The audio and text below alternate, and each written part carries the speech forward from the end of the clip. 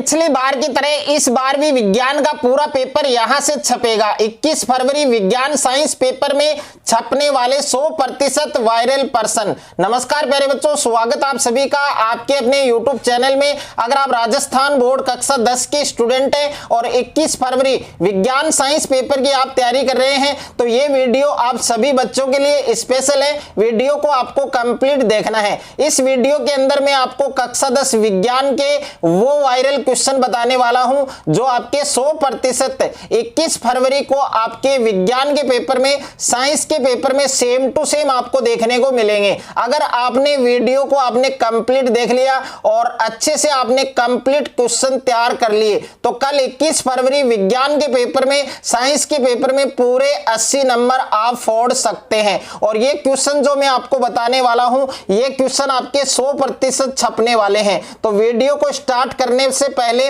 आप सभी बच्चों से मेरी एक छोटी सी रिक्वेस्ट है कि सभी बच्चों को कमेंट बॉक्स में जय माता दी जरूर लिखना है और माता रानी के आशीर्वाद से कल 21 फरवरी विज्ञान के पेपर में, साइंस के पेपर में आप सभी बच्चों के पूरे 80 में से 80 नंबर हैं वो आने वाले हैं। तो पूरा पेपर है वो इस वीडियो के अंदर मैं आपको बताने वाला हूं कि आपका साइंस का जो पेपर है वो कहां से आने वाला है, कौन कौन से क्वेश्चन है वो आपको देखने को मिलेंगे। अगर आपने वीडियो को कंप्लीट देख लिया और ये कंप्लीट क्वेश्चन आपने अच्छे से तैयार कर लिए तो कल 21 फरवरी विज्ञान के पेपर और कल 21 फरवरी विज्ञान के पेपर में आप तहलका मचा सकते हैं। तो पूरे 80 नंबर अगर आपको फोड़ने हैं, पूरे 80 नंबर अगर आपको 21 फरवरी विज्ञान के पेपर में आपको लाने हैं तो ये वीडियो आपको कंप्लीट देखना है। तो जैसा कि आप देख सकते हैं यहां पर और ये जो क्वेश्चंस है ये मैंने ब्लूप्रिंट के अकॉर्डिंग लिए हैं आपके चैप्टर वाइज।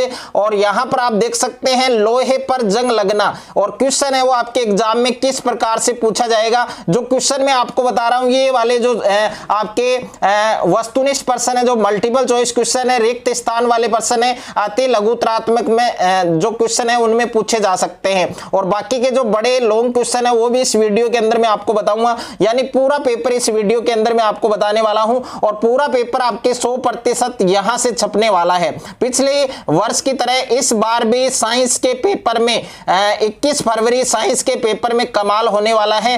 पूरे जितने भी स्टूडेंट इस वीडियो को देख रहे हैं सभी बच्चों के विज्ञान के पेपर में, साइंस के पेपर में पूरे 80 में से 80 नंबर आने वाले हैं। तो ये पूरा आपको कंप्लीट क्वेश्चन आपको अच्छे से तैयार करने हैं। तो देखिए लोहे पर जंग लगना, लोहे पर जंग लगना किसका उदाहरण है? आपको क्वेश्चन पूछा जाएगा कि लोहे पर जंग लगना किसका उदाहरण है? संक्षारण का उदाहरण है। ओके। और चांदी के ऊपर काली परत, चांदी के ऊपर काली परत किसका उदाहरण है? ये भी आपके संक्षारण का उदाहरण है। और तांबे के ऊपर हरी परत, तांबे के ऊपर हरी परत ये भी किसका उदाहरण है? ये भी आपके संक्षारण का उदाहरण है। तो संक्षारण के 3 उदाहरण हैं, लोहे पर जंग लगना, चांदी के ऊपर काली परत और तांबे के ऊपर हरी परत। ये तीनों उदाहरण किसके हैं? आपके संक्षारण के हैं। उसके बाद में देखिए नेक्स्ट है आपके श्याम श्वेत फोटोग्राफी में, श्याम श्वेत फोटोग्राफी में किस यौगिक का उपयोग होता है? तो श्याम श्वेत फोटोग्राफी में कौन से यौगिक का उपयोग होता है? आपके AgBr का। और इसको हिंदी में क्या कहते हैं बच्चों? सिल्वर ब्रोमाइड कहते हैं। उसके बाद भी नेक्स्ट है धातुओं के जो ऑक्साइड हैं,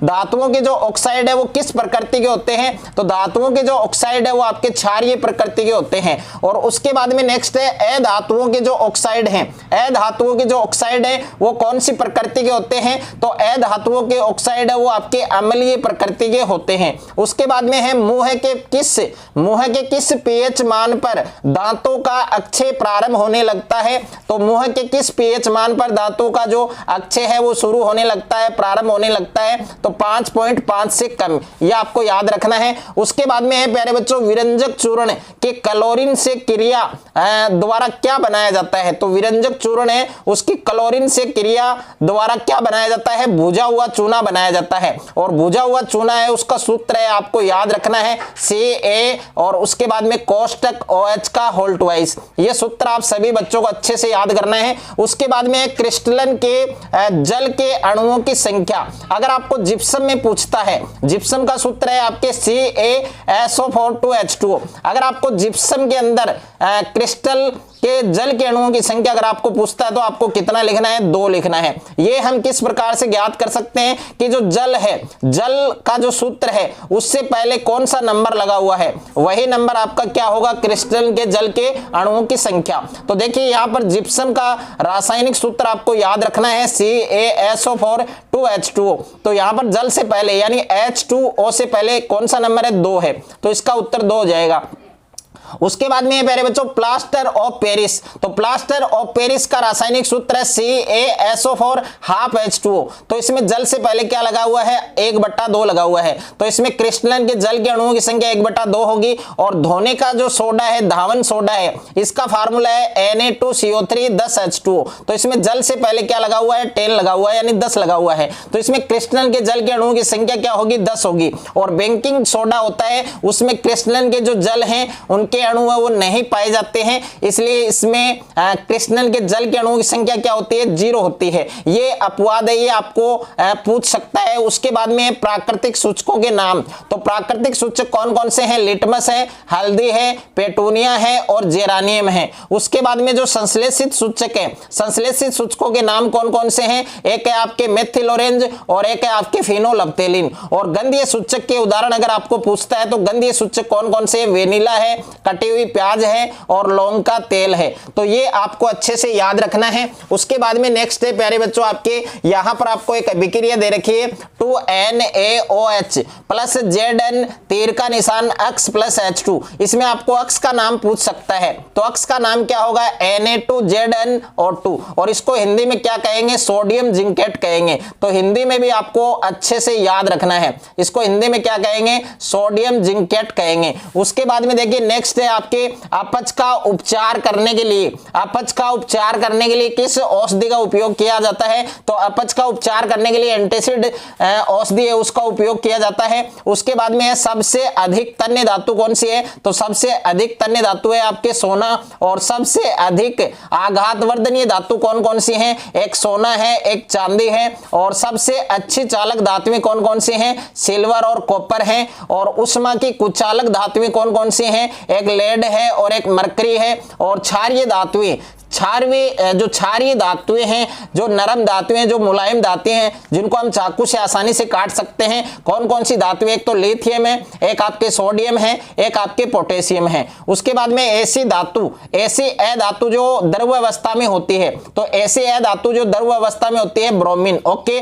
और ऐसी धातु जो द्रव अवस्था में होती है कमरे के तापमान पर, तो उस धातु, ये आपके अधातु है। ये क्या है प्यारे बच्चों, अधातु। अगर आपको धातु का नाम पूछता है तब आपको मरकरी बताना है। क्या बताना है बच्चों, मरकरी। ये आपको अच्छे से याद रखना है। उसके बाद में चमकीली अधातु कौन सी है, आयोडीन है। चमकीली अधातु कौन सी है, आयोडीन। उसके बाद में स्वतंत्र या प्यारे बच्चों मुक्त अवस्था में पाई जाने वाली धातुएं कौन कौन सी हैं, ऐसी धातुएं जो स्वतंत्र या मुक्त अवस्था में पाई जाती हैं, सोना है, चांदी है और तांबा है। उसके बाद में कांसा मिश्र धातु। कांसा मिश्र धातु के प्रमुख अवयव या फिर घटक कौन कौन से हैं, एक तो तांबा है और एक है आपके टिन। और दूसरा है पित्तल मिश्र धातु के प्रमुख अवयव कौन कौन से हैं, तांबा और जस्ता है। यहां पर हम तांबे को Cu से दर्शाएंगे और प्लस जस्ते को Zn से दर्शाएंगे।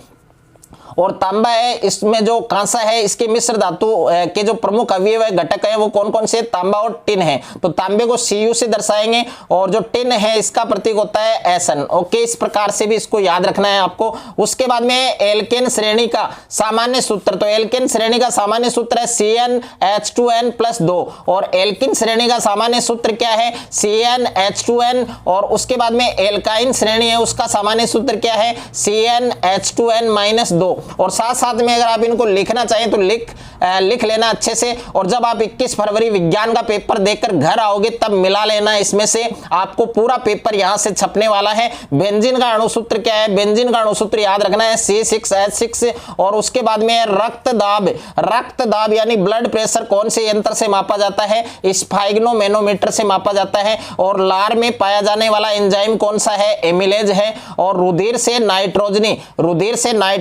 अपशिष्ट उत्पादों को निकालने की युक्ति कौन सी है? अपोहन है। और प्यारे बच्चों इसको डायलिसिस भी कहते हैं। क्या कहते हैं? डायलिसिस। इसको डायलिसिस भी बोलते हैं, अच्छे से याद रखना है। उसके बाद में है हार्मोन की क्रिया। हार्मोन की क्रिया किस क्रिया विधि के द्वारा नियंत्रित होती है? तो हार्मोन की क्रिया है वो कौन सी क्रिया विधि के द्वारा कंट्रोल होती है, नियंत्रित होती है? तो उस क्रिया विधि का नाम है पुनर्भरण। और उसके बाद में नर हार्मोन कौन से हैं? तो नर हार्मोन का नाम है आपके टेस्टोस्टेरोन और मादा हार्मोन है आपके एस्ट्रोजन। और उसके बाद में है थायरोक्सिन हार्मोन। थायरोक्सिन हार्मोन के संश्लेषण हेतु थायराइड ग्रंथि को किसकी आवश्यकता होती है? आयोडीन की आवश्यकता होती है। और भोजन में आयोडीन की कमी से कौन सा रोग होता है? तो भोजन में आयोडीन की कमी से आपके गोइटर रोग होता है। तो ये भी आपको अच्छे से याद रखना है। उसके बाद में है कार्बोहाइड्रेट। नेक्स्ट है आप देख सकते हैं कार्बोहाइड्रेट्स प्रोटीन तथा वसा के उपापचय पर नियंत्रण रखता है। कौन रखता है? थायरोक्सिन हार्मोन रखता है, अच्छे से याद करके जाना है। उसके बाद में है इंसुलिन हार्मोन। इंसुलिन हार्मोन की कमी से कौन सा रोग होता है? मधुमेह रोग। इंसुलिन हार्मोन की कमी से कौन सा रोग होता है? मधुमेह। उसके बाद में है सभी अनैच्छिक क्रियाओं का नियंत्रण कौन करता है? मध्य मस्तिष्क करता है। और सभी ऐच्छिक जो क्रियाएं हैं उनका नियंत्रण कौन करता है? पश्च मस्तिष्क करता है। और उसके बाद में पुनरुद्ध भवन द्वारा जनन किसमें होता है? एक तो हाइड्रा में होता है, एक प्लेनेरिया में होता है। और एकलिंगी पुष्प के उदाहरण कौन कौन से? एक तो पपीता है, एक तरबूज है। और उभयलिंगी पुष्प के उदाहरण कौन कौन से हैं? गुड़हल है और सरसों है। उसके बाद में है यौन संचारित रोग। तो यौन संचारित रोग कौन कौन से हैं? गोनेरिया है, सिफिलिस है, मस्सा है और एड्स है। और डीएनए का वह भाग छप चुका है। ये क्वेश्चन कल पेपर में आपको मिलेगा, 100% मिलेगा। डीएनए का वह भाग जिसमें किसी प्रोटीन संश्लेषण के लिए सूचना होती है क्या कहलाता है? जीन कहलाता है। अच्छे से तैयार करके जाना, भूल नहीं जाना। नर गुणसूत्र पैटर्न यानी लड़कों में गुणसूत्र पैटर्न क्या होता है? XY होता है। और या फिर 44 + XY याद रखना बच्चों। और मादा गुणसूत्र यानी लड़कियों में, महिलाओं में गुणसूत्र का पैटर्न क्या होता है? 44 + XX होता है, याद रखना। उसके बाद में है एक संकर संकरण में यहां से क्वेश्चन छपेगा। एक क्वेश्चन पक्का मिलेगा आपको कल एग्जाम के अंदर, 21 फरवरी में छप चुका है। एक पर्सन है वो यहां से छप चुका है, अच्छे से याद करके जाना। एक संकर संकरण में F2PD का जो अनुपात है, रेशियो है, वो क्या होता है? 3:1 होता है। और एक संकर संकरण में F2PD का लक्षण प्रारूप अनुपात है, वो क्या होता है? 3:1 होता है। अच्छे से याद करना। ओके, यहां पर अगला है एक संकर संकरण में F2PD का जीन प्रारूप अनुपात क्या है? 1:2:1। और द्विसंकर संकरण में F2PD का लक्षण प्रारूप अनुपात क्या है? 9:3:1। और उसके बाद में है द्विसंकर संकरण में F2PD का जीन प्रारूप अनुपात क्या है? ये याद कर लेना बच्चों, इसका स्क्रीनशॉट लेना। 1:2:4:4:2:4:1:2:1। ओके, उसके बाद में है गोलीय दर्पण की वक्रता त्रिज्या R और फोकस दूरी F में क्या संबंध होता है? F बराबर R/2। और हीरे का अपवर्तनांक कितना होता है? 2.42। और पानी का अपवर्तनांक क्या होता है? 1.33। याद रखना बच्चों। उसके बाद में नेक्स्ट है विद्युत धारा मापने वाले यंत्र का नाम क्या है? एमीटर। विद्युत धारा मापने वाले यंत्र का नाम क्या है? एमीटर। और उसके बाद में 1 किलोवाट घंटा, जिसको kWh भी कहा जाता है, जिसको एक यूनिट भी कहा जाता है। इसमें जूल की संख्या क्या होगी आपके? 3.6 × 10⁶ जूल। और विद्युत परिपथों की लघुपथन व अतिभारण के कारण होने वाली हानि से सुरक्षा की सबसे महत्वपूर्ण युक्ति का नाम क्या है? फ्यूज है प्यारे बच्चों। और ये क्वेश्चन छप चुका है, कल आपको साइंस के पेपर में देखने को मिलेगा। विद्युत परिपथों की लघुपथन व अतिभारण के कारण होने वाली हानि से सुरक्षा की सबसे महत्वपूर्ण युक्ति है फ्यूज। उसके बाद में परिनालिका के भीतर या अंदर चुंबकीय क्षेत्र है वो कैसा होता है? एक समान होता है। इस बात को भी अच्छे से याद करके जाना। उसके बाद में पारितंत्र के जैविक घटक के उदाहरण। तो पारितंत्र के जैविक, यहां से एक क्वेश्चन छपेगा, पारितंत्र के जैविक घटक के उदाहरण, तो पारितंत्र के जैविक घटक के उदाहरण कौन कौन से? एक तो सूक्ष्म जीव है, एक पौधे हैं और एक आपके प्राणी हैं। उसके बाद में पारितंत्र के अजैविक घटक के उदाहरण कौन कौन से हैं? मृदा है यानी मिट्टी बोल सकते हो, जल बोल सकते हो, प्रकाश बोल सकते हो, तापमान है आपके, आर्द्रता है, वर्षा है, वायु है, खनिज है। ये सब किस में आते हैं? पारितंत्र के अजैविक घटक में आते हैं। और प्राकृतिक पारितंत्र के उदाहरण कौन कौन से हैं? तालाब हैं, झील है, वन है। और कृत्रिम पारितंत्र के उदाहरण कौन कौन से हैं? बगीचा है, खेत है, जल जीवशाला है। अच्छे से याद करना है। और ओजोन परत को नुकसान पहुंचाने वाला रसायन कौन सा है? CFC।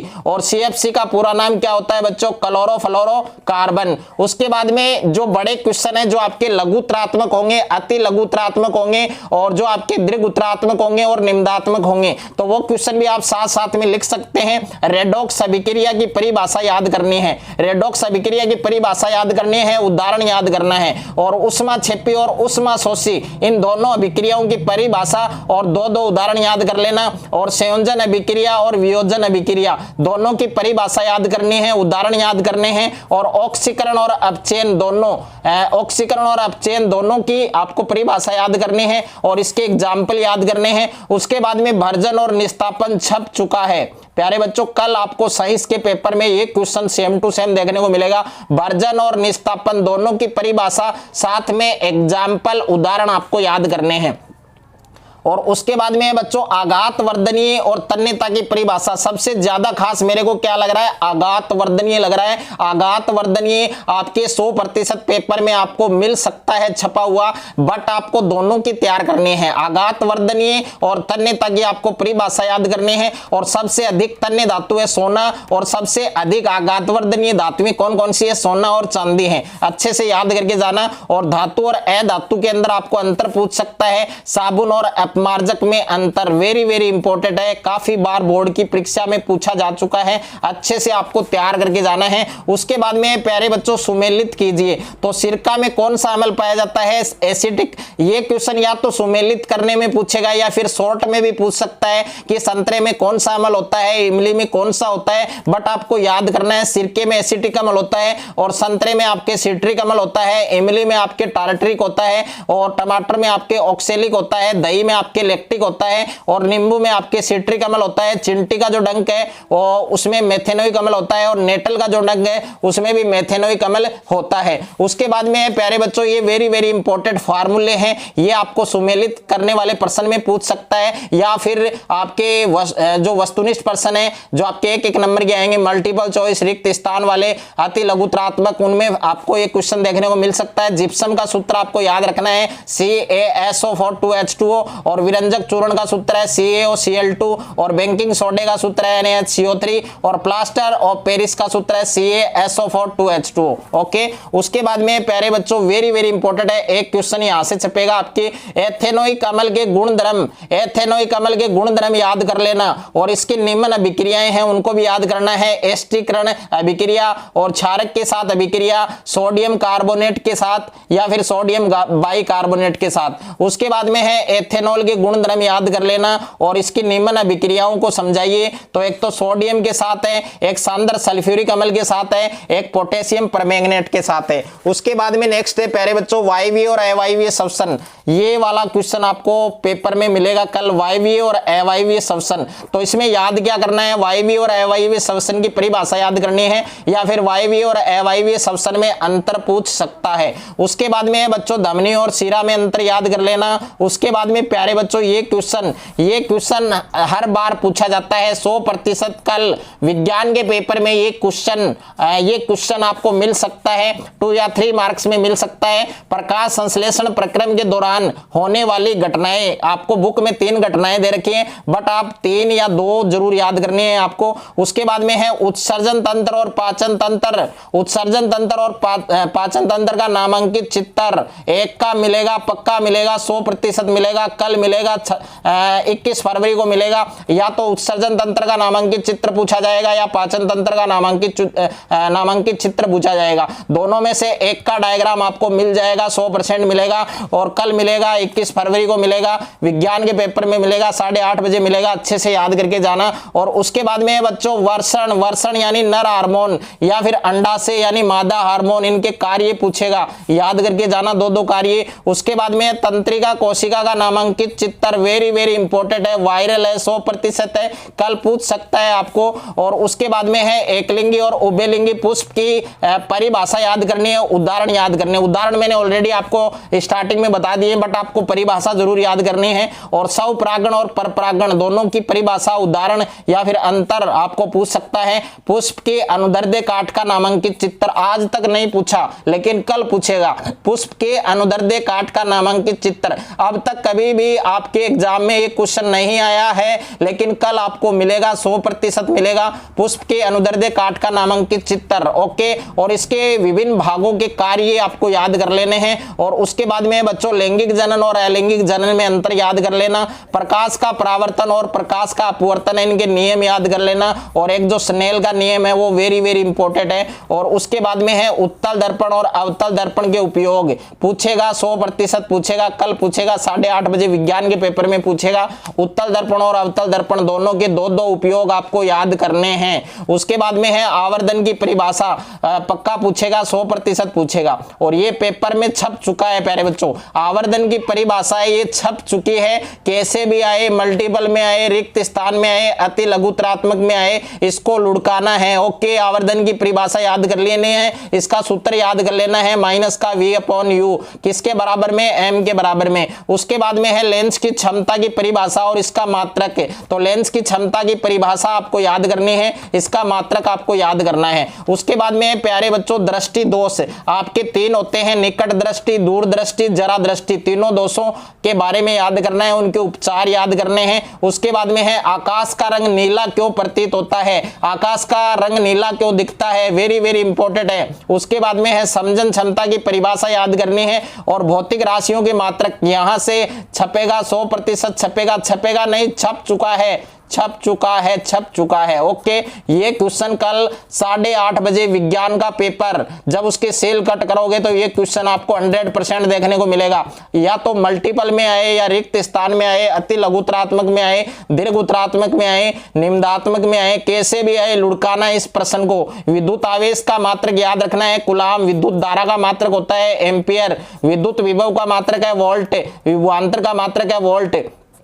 प्रतिरोध का मात्रक है ओम। प्रतिरोधकता का मात्रक है ओम गुणा मीटर। प्रतिरोधकता का दूसरा नाम है विशिष्ट प्रतिरोध, याद रखना, विशिष्ट प्रतिरोध। कभी मिल ना जाए कल एग्जाम में और फिर कहोगे बताया नहीं। प्रतिरोधकता का दूसरा नाम है विशिष्ट प्रतिरोध, जिसका मात्रक है ओम गुणा मीटर। और विद्युत शक्ति का मात्रक है वाट। विद्युत ऊर्जा का व्यापारिक मात्रक प्यारे बच्चों पूछा गया है, व्यापारिक मात्रक। विद्युत ऊर्जा का व्यापारिक मात्रक क्या है, किलोवाट घंटा है। उसके बाद में नेक्स्ट है आपके चुंबकीय क्षेत्र की परिभाषा याद कर लेनी है प्यारे बच्चों। चुंबकीय क्षेत्र की परिभाषा याद कर लेनी है और इसकी विशेषताएं याद कर लेनी है। और किसी छड़ चुंबक के चारों ओर चुंबकीय क्षेत्र रेखाएं खींचिए, तो इसका डायग्राम है वो देख के जाना। दक्षिण हस्त अंगुष्ठ नियम या फिर फ्लेमिंग के बाएं हाथ का नियम, 2 नियम है, दोनों में से एक आपको पक्का मिलेगा, 100% मिलेगा। अच्छे से आपको तैयार करके जाना है। उसके बाद में है 2 चुंबकीय क्षेत्र रेखाएं एक दूसरी रेखाओं को प्रतिच्छेद क्यों नहीं करती हैं, क्यों नहीं काटती हैं। ये क्वेश्चन भी आपको कल 100% पेपर में देखने को मिल सकता है। हर बार ये क्वेश्चन आता है आपके एग्जाम में। उसके बाद में है विद्युत धारावाही पास के कारण उत्पन्न क्षेत्र रेखाएं, इसका डायग्राम है बच्चों। इसका क्या है डायग्राम, इसका चित्र है। और विद्युत जनित्र और विद्युत मोटर में अंतर याद कर लेना। और जैव निम्नीकरणीय और अजैव निम्नीकरणीय दोनों की आपको क्या याद करनी है, परिभाषा याद करनी है, साथ में उदाहरण याद करने हैं। साथ में क्या याद करने हैं बच्चों, उदाहरण। उसके बाद में उत्पादक की परिभाषा, उपभोक्ता की परिभाषा और अपघटक की परिभाषा, तीनों की परिभाषा याद करनी है। खाद्य श्रृंखला और खाद्य जाल में आपको डिफरेंस, अंतर याद करना है। प्यारे बच्चों, अगर आप इतना कर लेते हैं, जो क्वेश्चन मैंने आपको बताए हैं, अगर आप ये कर लेते हैं तो कल 21 फरवरी साइंस का जो पेपर है उसमें आप पूरे 80 नंबर फोड़ कर आओगे, ये मेरी गारंटी है। अच्छे से आपको ये सारे क्वेश्चन तैयार करने हैं। बस आपको कमेंट में आपको जय माता दी लिखना है, सभी बच्चों को जय माता दी लिखना है। और माता रानी के आशीर्वाद से कल 21 फरवरी साइंस का जो पेपर है वो आपका अच्छा जाने वाला है। सभी बच्चे पूरे 80 में से 80 नंबर लेकर आएंगे। और जिन बच्चों ने अभी तक हमारे चैनल को सब्सक्राइब नहीं किया है तो सब्सक्राइब कर लीजिए और साथ में नोटिफिकेशन बेल को प्रेस कर लीजिए।